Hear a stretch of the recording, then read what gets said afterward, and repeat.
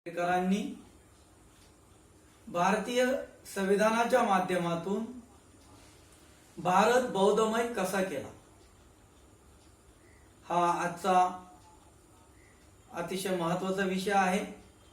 आणि म्हणूनच या कार्यक्रमामध्ये संस्थेचे सर्व दिग्गज भंडारे साहेब असतील, वरिष्ठ सर्व पदाधिकारी असतील, हे उपस्थित झालेले आहेत।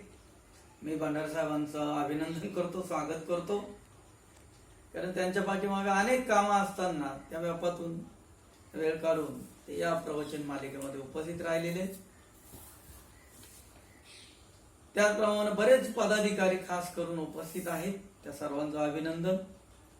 आणि डॉक्टर बाबासाहेब आंबेडकरांनी घटनेच्या माध्यमातून भारत बौद्धमय कसा केला या विषयावरती आपण चर्चा करणार आहोत, मार्गदर्शन करणार आहोत। बाबासाहेब आंबेडकरांनी जे भारतीय संविधान लिहिलं आणि त्याची जी उद्देशिका आहे, कुणाचा तरी आवाज चालू आहे, बंद करा प्लीज। मुलाचा आवाज येतोय खूप सारा, रेकॉर्डिंग चालू आहे। बाबासाहेब आंबेडकरांनी भारतीय संविधानाची जी उद्देशिका आहे, सुरुवात, त्या उद्देशिकेमध्येच बाबासाहेब आंबेडकरांनी म्हटलंय की आम्ही भारताचे नागरिक, इंग्लिशमध्ये वी आर द पीपल, आम्ही भारताचे नागरिक। आणि मग ती उद्देशिका लिहिलेली आहे। आणि हे संविधान या भारताच्या नागरिकांच्या प्रती, या देशाच्या प्रती बाबासाहेब आंबेडकरांनी समर्पित केले। ही अतिशय महत्वाची गोष्ट आहे। या अखंड भारतामध्ये अनेक देव देवता, साधू संत महंत हे सर्व असताना आम्ही भारताचे नागरिक, हे संविधान भारताच्या नागरिकाप्रती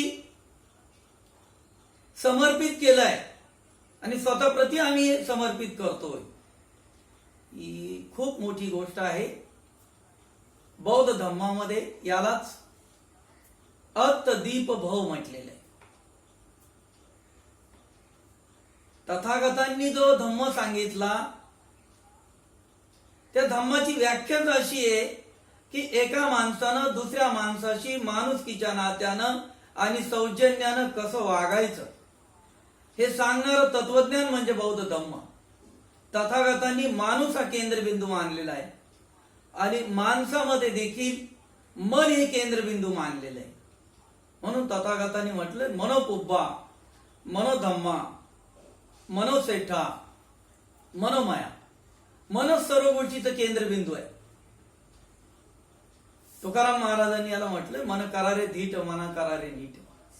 आज कोविडच्या महामारीमध्ये हे जी तथागतांची ही गाथा आहे, तथागतांचा हा संदेश आहे, हा प्रकर्षानं जाणवतोय आणि तो अधोरेखित झालेला आहे सर्व जगाला की ज्याचं मन घट्ट आहे, ज्याचं मन नीट आहे, ज्याचं मन शाबूत आहे, मजबूत आहे, तीच माणसं हॉस्पिटलमधून परत आलेली आहेत। अन्यथा हॉस्पिटलमध्ये गेला आणि त्याला एकदा समजलं कोविड झालेला आहे की तो इतका धसका घेतो, इतका कमकुवत मनाची माणसं धसका घेतात की तो त्याला अटॅक तरी येतो किंवा त्याचं म्हणजे निधन हे ठरलेलं आहे। आणि म्हणून हे अधोरेखित झालेलं आहे या कोविडच्या महामारीमध्ये, या संकट काळामध्ये, की तथागतांनी जो धम्म सांगितला आणि ही गाथा सांगितली, संदेश दिलाय, मनोपुब्बा, मनोधम्मा, मनोसेठा, मनोमाया, 2500 वर्षापूर्वी, आज त्याची प्रकर्षानं त्याची जाणीव होते। आणि म्हणून हा धम्म मानवी कल्याणाचा, एका माणसानं माणसासाठी सांगितलेला आहे। माणसानं दुसऱ्या माणसाशी कसं वागायचं हे सांगितलेलं आहे, माणसानं देवाशी कसं वागायचं हे सांगितलेलं नाही, माणसानं एका वर्गानं दुसऱ्या वर्गाशी कसं वागायचं हे सांगितलेलं नाही, तर एका माणसानं दुसऱ्या माणसाशी कसं वागायचं हे सांगितलंय.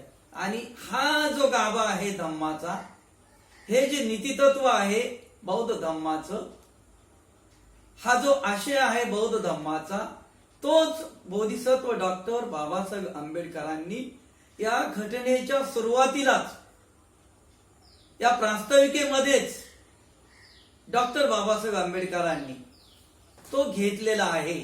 आणि त्यांनी माणसाला, या देशातील नागरिकाला सर्वोच्च स्थानी मानलेला आहे.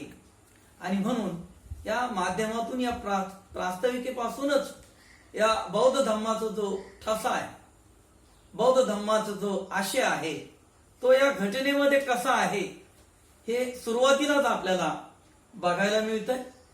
पुढे जाऊन जर आपण बघितलं, फंडामेंटल राईट्स प्रत्येक देशाची वेगवेगळी आहेत, मूलभूत अधिकार ते घटनेने दिलेले आहेत. आणि कुठलंही सरकार ते अधिकार हिरावून घेऊ शकत नाही. एक प्रकारे निसर्गदत्त ते अधिकार आहेत.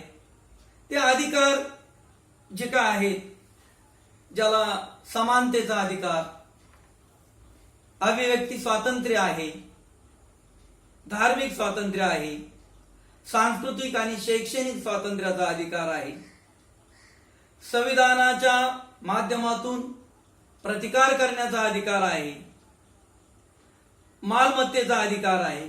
तर या पद्धतीने हे जे काही 7 मूलभूत अधिकार भारतीय संविधानानं त्या देशातील नागरिकाला दिलेले आहेत. आणि ते स्वातंत्र्य कुठल्याही परिस्थितीमध्ये हिरावून घेता कामा नये, कारण ते घटनादत्त अधिकार आहेत. ते अधिकार, त्याचं जे उगमस्थान आहे, त्यामुळं माझं असं स्पष्ट मत आहे की जगातील सर्व देशामध्ये जे जे लोकशाहीवादी राष्ट्र आहेत, मग ते अध्यक्ष लोकशाही असो, संसदीय लोकशाही असो, जिथं जिथं हे मूलभूत अधिकार आहेत, काही ठिकाणी 5 आहेत, काही ठिकाणी 7 आहेत, काही ठिकाणी 10 आहेत. तर याचं जे उगमस्थान आहे, याचा जो स्रोत आहे, हे तथागत भगवान बुद्धाच्या विचारामध्ये आहे. बघा, समानतेचा अधिकार, बौद्ध धर्मामध्ये समता आहे. शोषणमुक्त समाज, कोणाचंही शोषण करू नका, विषमता पाळू नका, समतेचा अधिकार तथागतांनी दिला. त्यानंतर अभिव्यक्ती स्वातंत्र्यामध्ये वैचारिक स्वातंत्र्य, लिखाण स्वातंत्र्य, बोलण्याचं स्वातंत्र्य, हे सर्व आहे. आणि या सगळ्यात महत्वाचं मी असं समजतो या फंडामेंटल राईट मध्ये, हे जे काही वैचारिक स्वातंत्र्य आहे ते घटनेने दिलेलं आहे. त्यामुळं हे वाटेल ते आलेले सरकार आपल्यावर ऍक्शन घेऊ शकत नाही, लगेच ऍक्शन घेतली.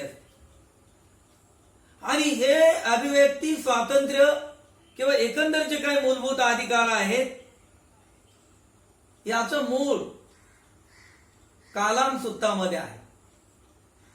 कालाम सुत्त, कालाम सुत्त म्हणजे व्यक्ती स्वातंत्र्याचा जाहीरनामा. बाबासाहेब आंबेडकरांना अनेक गोष्टी ज्या बौद्ध धम्मामधल्या भावल्या, आवडल्या,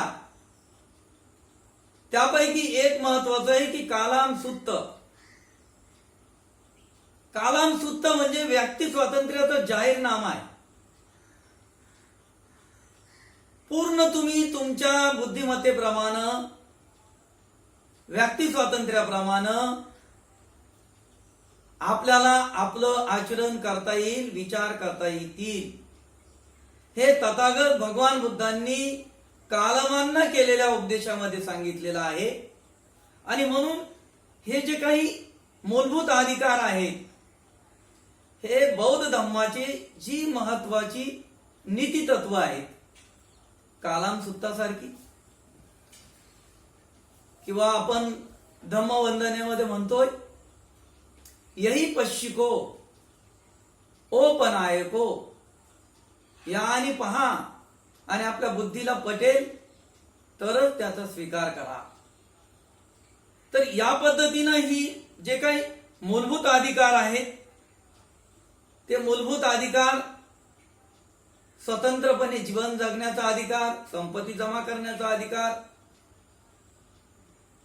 ही तथागत भगवान बुद्धाची जी समता, स्वातंत्र्य ही मूल्य आहेत, या मूल्यावरती आधारित आहे सर्व मूलभूत अधिकार आपले. आणि म्हणून डॉक्टर बाबासाहेब आंबेडकरांनी हे जे काही मूलभूत अधिकार दिले ते बौद्ध धम्माची खऱ्या अर्थानं नीतितत्व आहे, महत्वाचे सिद्धांत आहेत, नीतीवरती धम्म आधारित आहे. पुढे जर आपण जाऊन बघितलं तर या भारतीय संविधानाची चतुस्थी म्हणजे 4 गोष्टीवरती हे संविधान आधारित आहे. ती 4 गोष्टी म्हणजे समता, स्वातंत्र्य, बंधुत्व आणि न्याय. समता, स्वातंत्र्य, बंधुत्व आणि न्याय या चतुर्थीवरती भारतीय संविधान आधारित आहे. महत्वाची या घटना आहे. बौद्ध धर्माकडे जर बघितलं तर हे 4 गोष्टी म्हणजे बौद्ध धर्माचा पाया आहे. समता, स्वातंत्र्य, बंधुत्व, विश्वबंधुत्व आणि न्याय.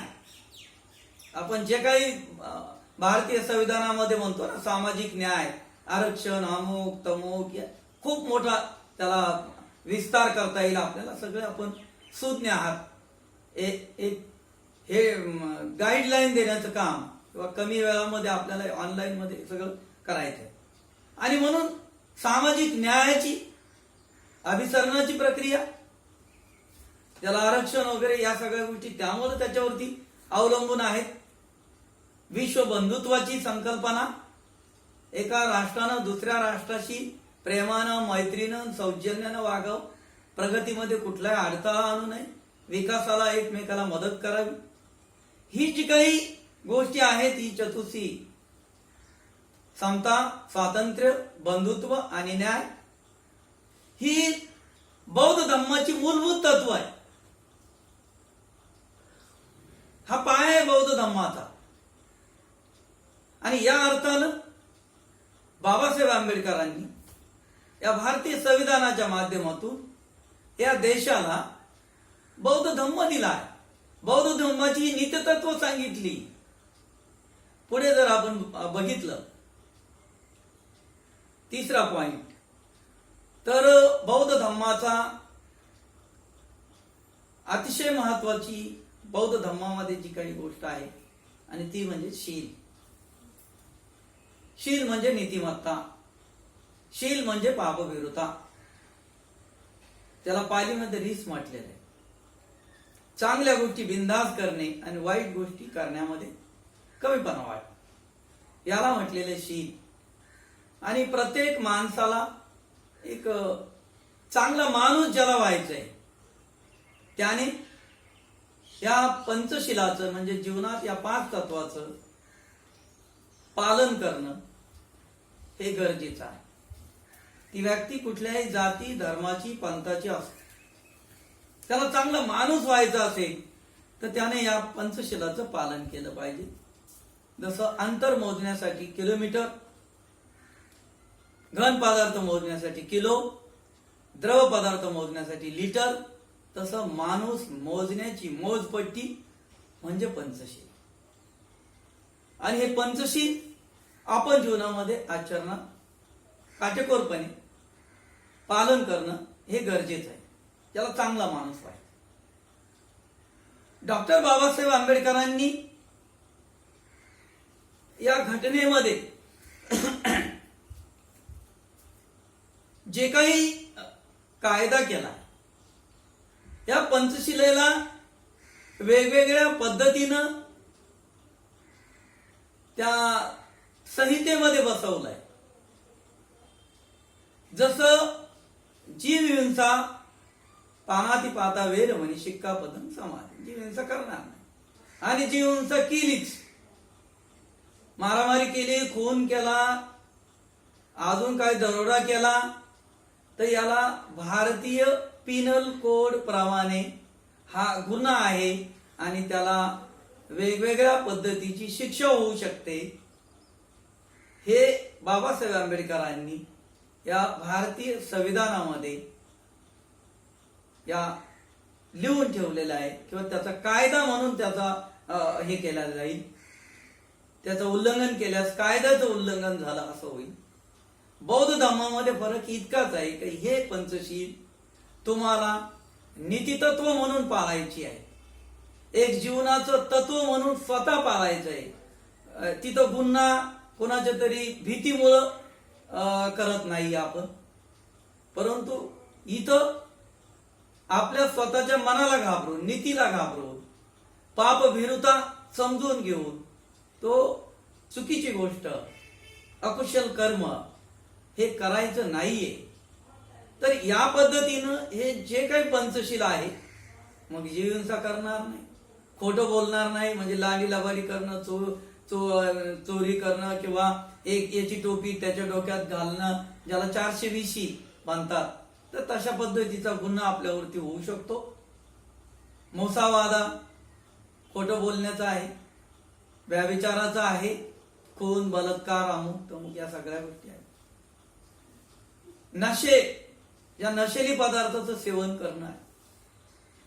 तुम्ही चोरी, दारू पिऊन, वेगवेगळ्या व्यसनातून काय जर गुन्हा केला तर त्याला शिक्षा आहे.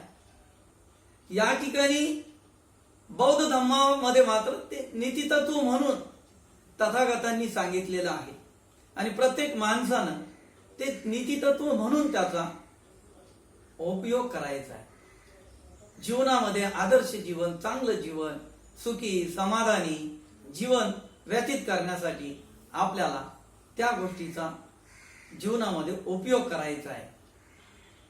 ह्याच गोष्टी बाबासाहेब आंबेडकरांनी घटनेच्या माध्यमातून त्याला पिनल कोड लावलाय, इंडियन पिनल कोड, वेगवेगळे कायदे लावले आणि त्या कायद्याच्या माध्यमातून कोणत्या कलमाखाली तुम्हाला अटक झाली, कोणत्या कलमाखाली तुम्ही हा गुन्हा केलाय, हे त्या ठिकाणी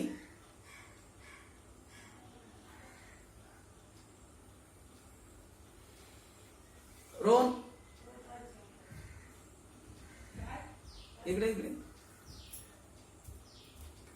बंद कर, कट झालं, बंद कर. हा थांब कुठपर्यंत. तर या ठिकाणी हे जे काही पंचशील आहे ते पंचशील बाबासाहेब आंबेडकरांनी घटनेच्या माध्यमातून हे कायद्याच्या स्वरूपात या देशाला दिलेलं आहे आणि ते पंचशील हे जगातील बौद्धांसाठी एक शील म्हणून ते आपण जीवनामध्ये नीतितत्व म्हणून आचरणात आणत असतो किंवा आचरणात आणतो. आणि म्हणून हे पंचशील हा बौद्ध धर्माचा पाया आहे. पंचशील म्हणजे बौद्ध धर्माचा पाया. पाया मजबूत असेल तरच इमारत मजबूत राहील. तर जीवनाचा पाया हे पंचशील आहे. पुढे आपण बघणार आहोत बाबासाहेब आंबेडकरांनी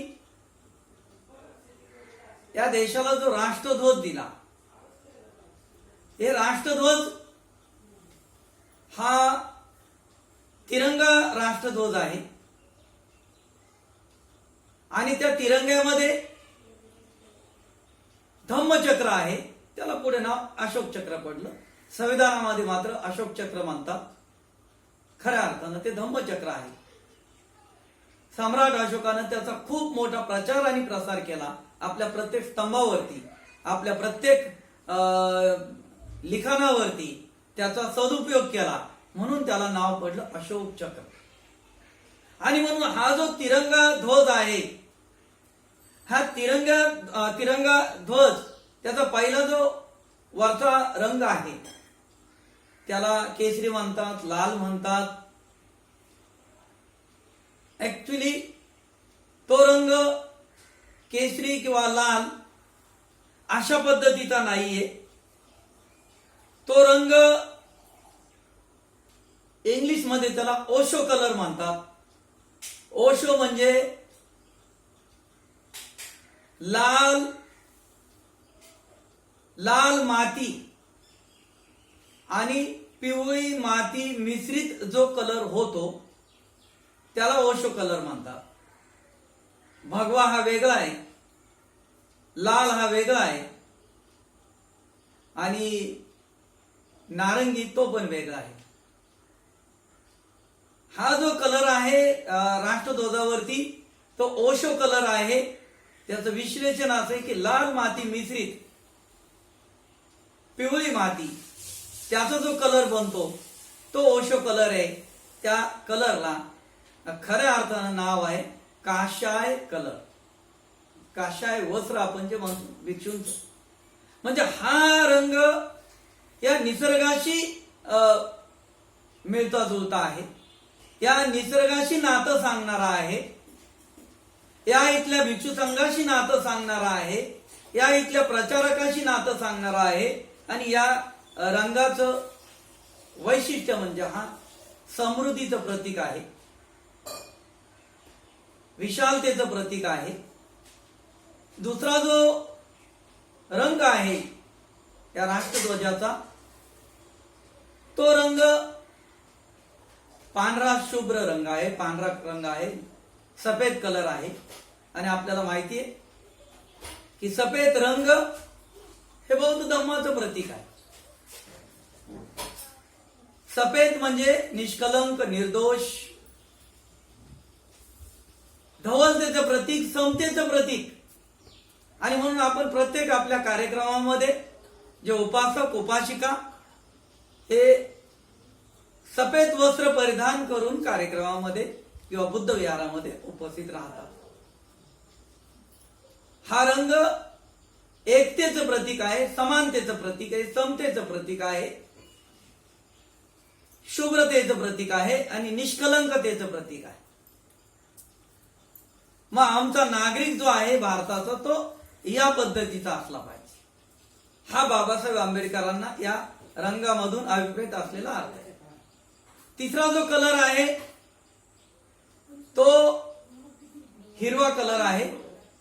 आणि हिरवा कलर हा पृथ्वीचा रंग हा हिरवा आहे, निसर्ग हा हिरवा आहे, निसर्गाशी नातं सांगणारा आहे. आणि हा कलर देखील समृद्धतेचं प्रतीक आहे, धवलतेचं प्रतीक आहे. या तिरंग्यामध्ये अशोक चक्र आहे. खऱ्या अर्थानं भारताचा जो राष्ट्रध्वज आहे तो अशोक चक्रांकित तिरंगा ध्वज आहे. आणि म्हणून या अशोक चक्र या मधल्या पट्ट्यामध्ये पांढऱ्या कलरमध्ये जे अशोक चक्र आहे त्या अशोक चक्र हे निळ्या रंगामध्ये आहे आणि ते 24 आऱ्याचं आहे. 24 आऱ्याचं अशोक चक्र हे खऱ्या अर्थानं बौद्ध धर्माचा प्रतित्य समुत्पाद ज्याला म्हणता येईल. त्या प्रतित्य समुत्पादामध्ये 24 आऱ्या आहेत. 12 आऱ्या ज्या आहेत या दुःखाकडे घेऊन जाणाऱ्या आहेत आणि 12 आऱ्या ज्या आहेत त्या दुःख मुक्तीकडे घेऊन जाणाऱ्या आहेत. आणि म्हणून याला बौद्ध धर्मामध्ये अनुलोप, प्रतिलोप, प्रतित्य समुत्पाद असं म्हणतात. आणि हा प्रतित्य समुत्पाद हा सिद्धांत तथागत भगवान बुद्धाच्या या धम्मामध्ये अतिशय महत्वाचा सिद्धांत आहे.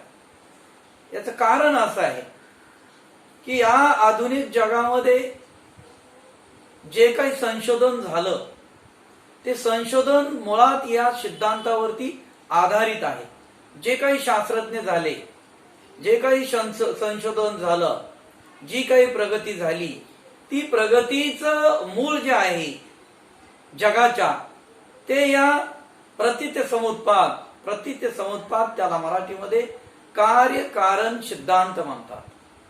कार्यकारण सिद्धांत म्हणजे तथागत भगवान बुद्ध म्हणतात की जगामध्ये कुठलीही गोष्ट कारणाशिवाय घडत नाही, आपोआप घडत नाही.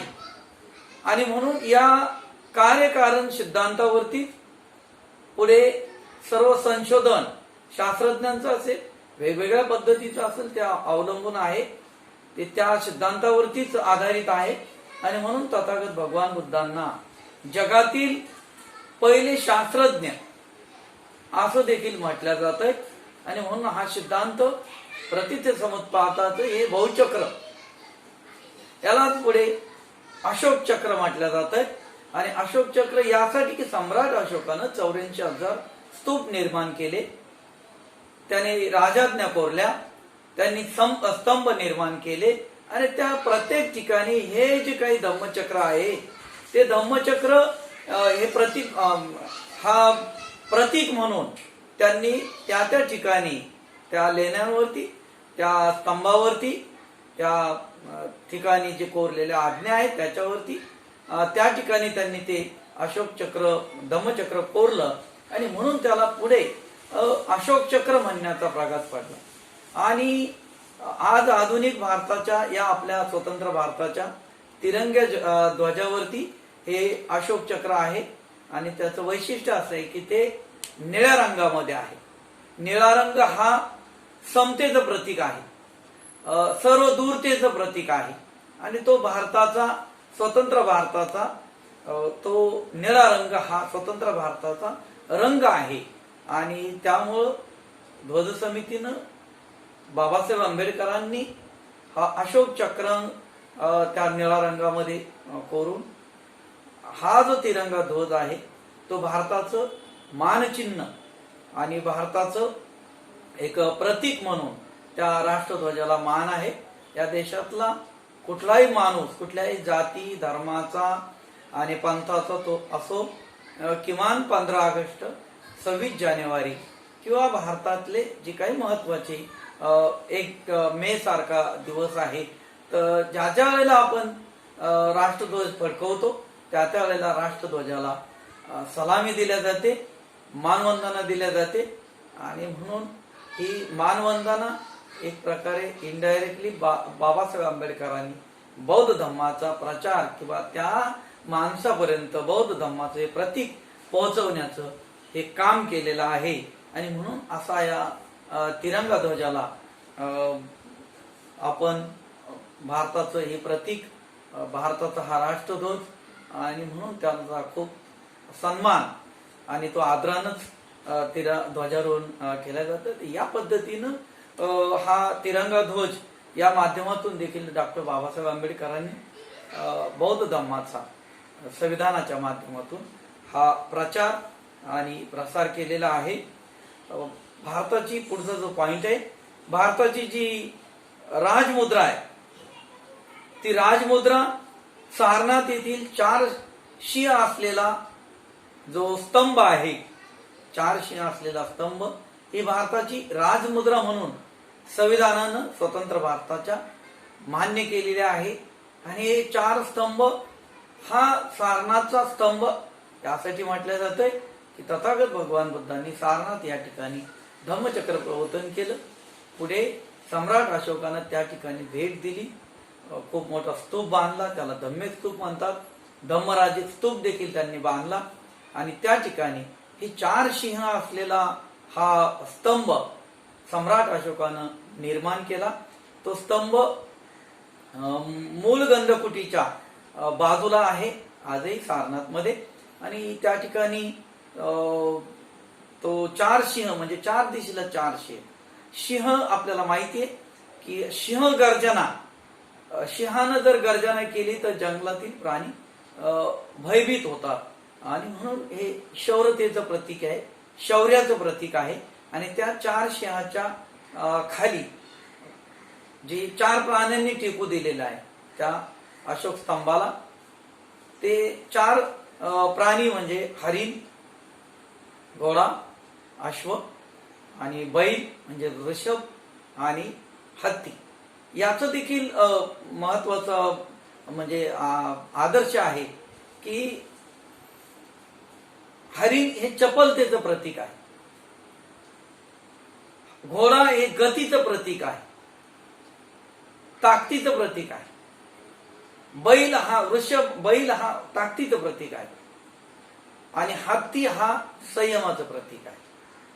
या चारही प्राण्यांच्या मध्ये प्रत्येक ठिकाणी अशोक चक्र कोरलेलं आहे आणि असा हा सारनाथचा अशोक स्तंभ या स्वतंत्र भारताची राजमुद्रा म्हणून डॉक्टर बाबासाहेब आंबेडकरांनी या घटनेच्या माध्यमातून त्याला स्थान दिलेलं आहे. आणि त्या दृष्टीनं डॉक्टर बाबासाहेब आंबेडकरांनी भारतीय संविधानाच्या माध्यमातून या बौद्ध धम्माचा प्रचार आणि प्रसार केलेला आहे असं या ठिकाणी ठामपणे म्हणता येईल. त्याच्या पुढचा पॉइंट आहे की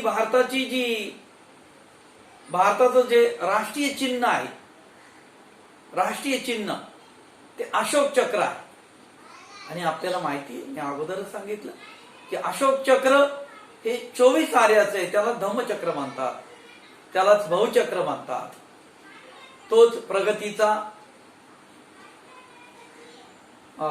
ऊर्ध्वगामी मार्ग अनुलोम प्रतित सिद्धांत आणि प्रतिलोम प्रतित सिद्धांत असं त्याला म्हटलं जातं.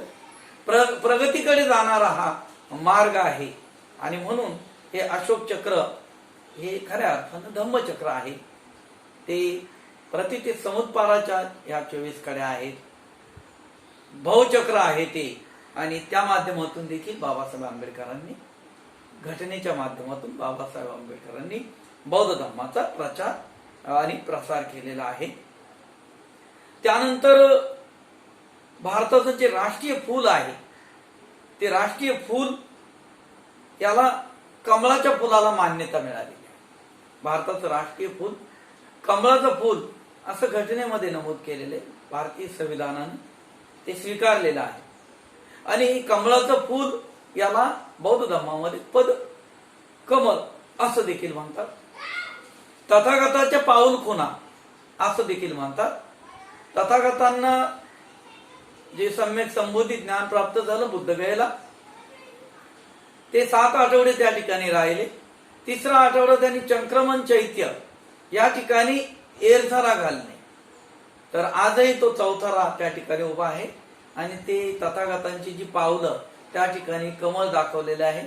थायलंड, बर्मा, श्रीलंका इत्यादी जे बौद्ध राष्ट्र आहे तर ते आजही तथागतांना अर्पण करण्यासाठी काय नेतात तर ते कमळाचं फूल पद कमल त्याला म्हणतात. आणि हे बौद्ध धर्माचं प्रतीक आहे. ते डॉक्टर बाबासाहेब आंबेडकरांनी या भारतीय संविधानामध्ये भारताचं राष्ट्रीय फूल म्हणून बाबासाहेब आंबेडकरांनी त्याचा स्वीकार केलेला आहे. भारताचा जो राष्ट्रीय वृक्ष आहे तो राष्ट्रीय वृक्ष म्हणून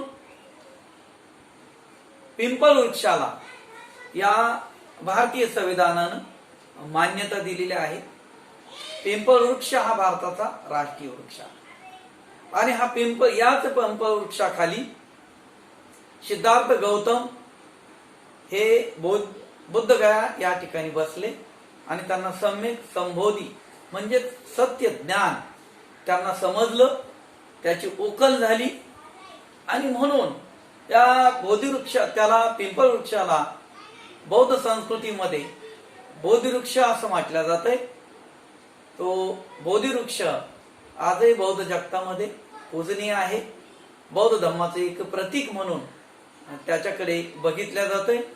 आणि म्हणून घटनेच्या माध्यमातून बाबासाहेब आंबेडकरांनी पिंपळ वृक्ष याला राष्ट्रीय वृक्षाची मान्यता देऊन या बौद्ध धर्माच्या या बोधिवृक्षाचाच या प्रतीकाचा प्रचार आणि प्रसार केलेला आहे. या अर्थानं देखील बौद्ध धर्माचा त्यांनी प्रचार केलेला आहे. भारताचं जे ब्रीद वाक्य आहे ते ब्रीद वाक्य सत्यमेव जयते म्हणजे अंतिम विजय हा सत्याचा आहे असं हे ब्रीद वाक्य या भारतीय संविधानाने स्वीकारलेलं आहे. हे ब्रीदवाक्य सम्राट अशोकाच्या काळामध्ये घोषवाक्य म्हणून, सम्राट अशोकाचं हे घोषवाक्य म्हणून त्या ठिकाणी होतं, वापरलं जात होतं. आणि बौद्ध धर्माचा एक महत्वाचा सिद्धांत, ज्याला पाया म्हणता येईल, की सत्यमेव जयते, म्हणजे अंतिम विजय जो आहे ना, अंतिमता विजय हा सत्याचाच आहे, हा बौद्ध धर्माचं शिकवण आहे.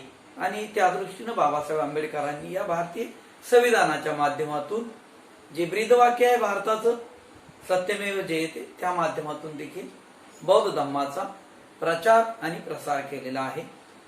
पुढचा पॉइंट आहे, भारताचा जो सर्वोच्च नागरी पुरस्कार आहे तो भारत रत्न हा सर्वोच्च नागरी पुरस्कार आहे. हा सर्वोच्च नागरी पुरस्कार बौद्ध धर्माचं जे त्रिरत्न आहे, बुद्धरत्न, धम्मरत्न आणि संघरत्न, हे जगातील अनमोल अशी रत्न, या रत्नाची बरोबरी कोणी करू शकत नाही. आणि म्हणून बौद्ध व्यक्ती आपलं अनुसरण 3 वेळा बुद्धं नमामि, धम्मं नमामि, संघं नमामि या पद्धतीनं करते. बौद्धांचं जे समापन गाथा आहे, शरणत आहे, की बुद्धं नथी मे शरणंगाय्यं, बुद्धो मे शरणं वर्ण, म्हणजे मी बुद्धाशिवाय, धम्माशिवाय आणि संघाशिवाय, या त्रिरत्नाशिवाय कुणालाही शरण जाणार नाही, म्हणजे वंदन करणार नाही. अशा पद्धतीचं जे काही आशय आहे शरणत या गाथेचा, तर त्या माध्यमातून ते जे शरणत आहे किंवा ते जे त्रिरत्न आहे, तो त्रिरत्नाचा आशय भारत रत्न, या त्रिरत्नांचं मिळून भारताचं हे रत्न, भारत रत्न हा सर्वोच्च भारताचा नागरी पुरस्कार हा दिला जातो. आणि या माध्यमातून देखील बाबासाहेब आंबेडकरांनी बौद्ध धर्माचा प्रचार केलेला आहे. त्यापुढे भारतामध्ये जे वेगवेगळे भारत रत्नाच्या खालोखाल जे पुरस्कार दिले जातात, पद्मभूषण, पद्मश्री, पद्मविभूषण, हे पुरस्कार देखील पद्म म्हणजे कमल या गोष्टीशी संबंधित आहे, बौद्ध धर्माशी संबंधित आहे. आणि हे पुरस्कार देत असताना वरचा जो भारतरत्न पुरस्कार सांगितला, हा भारतरत्न पुरस्कार ज्या व्यक्तीला द्यायचा असतो त्या व्यक्तीचं नाव पिंपळ वृक्षाच्या पानावरती, पिंपळ वृक्षाचं पान, त्याच्यावरती स्वर्ण अक्षरामध्ये त्या व्यक्तीचं नाव लिहिलेलं असतं एका बाजूला, आणि दुसऱ्या बाजूला जो भारताचा सिम्बॉल आहे 4 शिंग असलेला अशोक स्तंभ, तो अशोक स्तंभ म्हणजे भारताची राजमुद्रा ती त्या ठिकाणी असते. आणि या पद्मभूषण, पद्मविभूषण, पद्मश्री हे पुरस्कार कमळाच्या फुलावरती दिल्या जातात. शौर्याचे जे पुरस्कार आहेत, शौर्याचे 3 पुरस्कार आहे, वीर चक्र, परमवीर चक्र आणि अशोक चक्र. हे चक्र म्हणजे बौद्ध धर्माचं हे चक्र, अशोक चक्र, तर हे पुरस्कार देखील बौद्ध धर्माशी संबंधित आहेत. पुढचा पॉइंट आहे, राष्ट्रपती भवनातील जो प्रमुख दिवाणखाना आहे, जिथं राष्ट्रपतीच्या हस्ते वेगवेगळे पुरस्कार दिले जातात, बाहेर देशातून आलेल्या पाहुण्यांचा सत्कार केला जातो, तर त्या हॉलला अशोका हॉल हे नाव आहे. आणि या अशोका हॉलमध्ये तथागत भगवान बुद्धांची पूर्णाकृती मूर्ती, उभी मूर्ती पूर्ण, त्या ठिकाणी या अशोका हॉलमध्ये बसवलेले आहे. तर हे बौद्ध धर्माचं प्रतीक आहे. अशोका हॉल सम्राट अशोकाचं नाव आहे. आलेले जे पाहुणे आहेत विदेशातून, वेगवेगळ्या राष्ट्राचे अध्यक्ष, प्रधानमंत्री किंवा जे कोणी पाहुणे येतात, तर त्या पाहुण्यांना जो आदर सत्कार केला जातो, पाहुणचार केला जातो, त्यांना मान सन्मान दिला जातो, तर भेट वस्तू दिल्या जातात. त्यामध्ये एक प्रामुख्यानं एक वस्तू दिल्या जाते आणि ती म्हणजे तथागत भगवान बुद्धाची मूर्ती. आलेल्या पाहुण्यांना ती मूर्ती देऊन सत्कार आणि सन्मान केला जातो. म्हणजे हा बौद्ध धम्माचा जे काही प्रतीक आहे, सिंबॉल आहे, तथागतांची मूर्ती आहे, ती मूर्ती त्या पाहुण्यांना भेट दिल्या जाते. म्हणजे त्या त्या देशामध्ये देखील बौद्ध धम्माचा प्रचार इनडायरेक्टली बाबासाहेब आंबेडकरांनी करण्याचं प्रावधान हे ठेवलेलं आहे.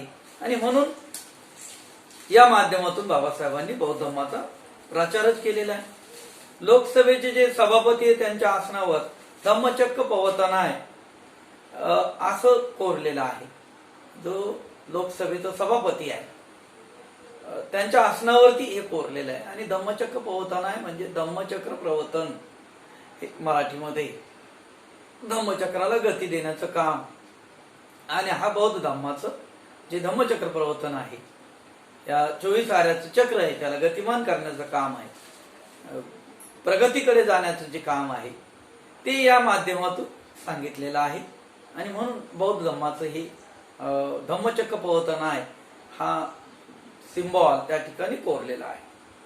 राष्ट्रपती ज्या ठिकाणी बसतात त्या आसनाच्या वरती सत्यमेव जयते हे भारताचं जे ब्रीद वाक्य आहे, म्हणजे सर्वोच्च व्यक्ती या देशाची, भारताची कोण आहे तर राष्ट्रपती. आणि त्यांच्या आसनाच्या वरती कोरलेलं आहे ब्रीद वाक्य भारताचं सत्यमेव जयते. आणि मी आधीच सांगितलं का हे सत्यमेव जयते हे सम्राट अशोकाच्या काळामध्ये सम्राट अशोकाचं घोषवाक्य होतं.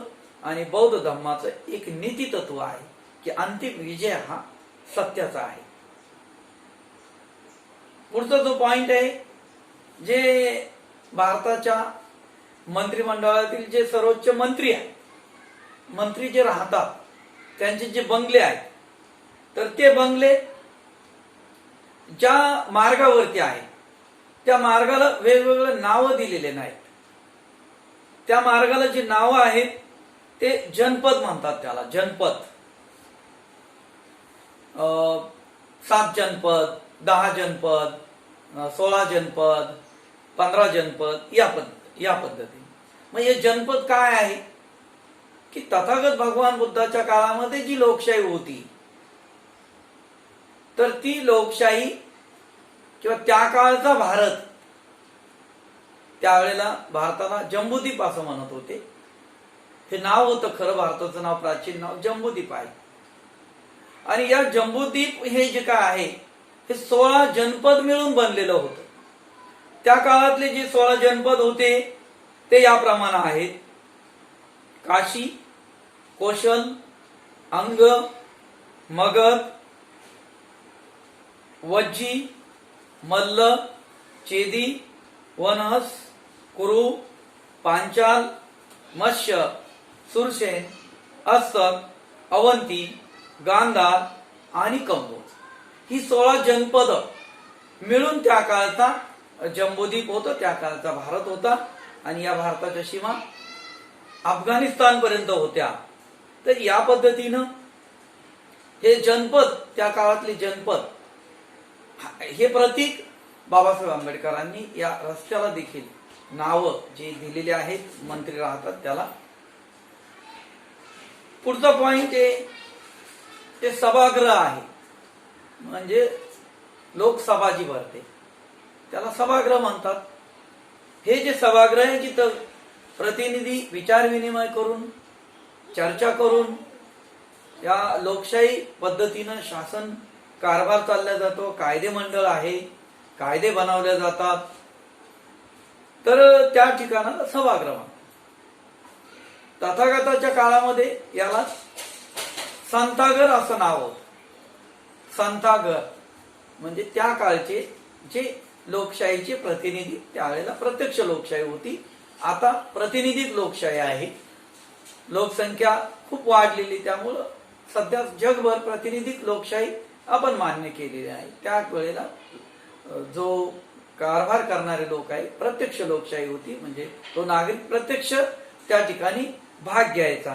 तर या पद्धतीनं डॉक्टर बाबासाहेब आंबेडकरांनी या भारतीय संविधानामध्ये बौद्ध धम्माचं जे प्रतीक आहे किंवा बौद्ध धम्माचे जे सिद्धांत आहे ते घेतलेले आहेत मुख्य आणि या माध्यमातून भारतीय संविधानाच्या माध्यमातून बाबासाहेब आंबेडकरांनी बौद्ध धम्माचा प्रचार आणि प्रसार केलेला आहे. आणि म्हणून बाबासाहेब आंबेडकर ज्या अर्थानं म्हटले 14 ऑक्टोबर अशोका विजयादशमी 1956 साली की मी सारा भारत बौद्धमय करीन, तर या प्रतिकात्मक दृष्टीनं डॉक्टर बाबासाहेब आंबेडकरांनी भारत हा बौद्धमय केलेला आहे. आपल्याला आता आचरणात्मक दृष्टीनं भारत हा बौद्धमय करायचा आहे. आणि म्हणून बाबासाहेब आंबेडकरांना अभिप्रेत असलेला समाज, जो समाज सत्शील, सद्वर्तनी, सदाचारी आहे, बुद्धिप्रामाण्यवादी आहे आणि विज्ञानवादी आहे, असा समाज, असा या देशाचा नागरिक आपल्याला घडवण्यासाठी प्रयत्न करायचे आहे. The Buddhist society of India Meeratai आंबेडकरांच्या अध्यक्षतेखाली संपूर्ण भारतभर 24 प्रकारचे शिबिर राबवून असा हा आदर्श नागरिक, असा हा बाबासाहेब आंबेडकरांच्या संकल्पनेतील समाज निर्माण करण्यासाठी प्रयत्नाची पराकाष्ठा करत आहेत. आपण सर्वांनी तन मन धनान महाउपासिक आदरणीय मीराताई आंबेडकर, आदरणीय बाळासाहेब आंबेडकर, आदरणीय भीमराव आंबेडकर, आदरणीय आनंदराव आंबेडकर या आंबेडकरी परिवारातील सदस्यांना, आंबेडकर परिवाराला आपण सहकार्य करायचे, साथ द्यायची आहे. त्यांच्या विचारानं, त्यांच्या मार्गानंच प्रतिकात्मक आणि आचरणात्मक हा भारत बौद्धमय होऊ शकतो. आणि म्हणून प्रत्येकानं भारतीय बौद्ध महासभेचं सभासद होणं, शिबिरामध्ये बसणं ही आपली एक नैतिक जबाबदारी आहे. त्या दृष्टीने आपण नैतिक जबाबदारी पार पाडू. हे राष्ट्र कार्यासाठी, राष्ट्र निर्मितीसाठी आपण हातभार लावूया, एवढी या ठिकाणी मंगल कामना आपल्या सर्वांच्या प्रती व्यक्त करतो. सर्वांचं कल्याण हो, मंगल हो, जय मंगल हो. या ठिकाणी मी थांबतो. जय भीम, नमो बुद्धाय, जय भारत.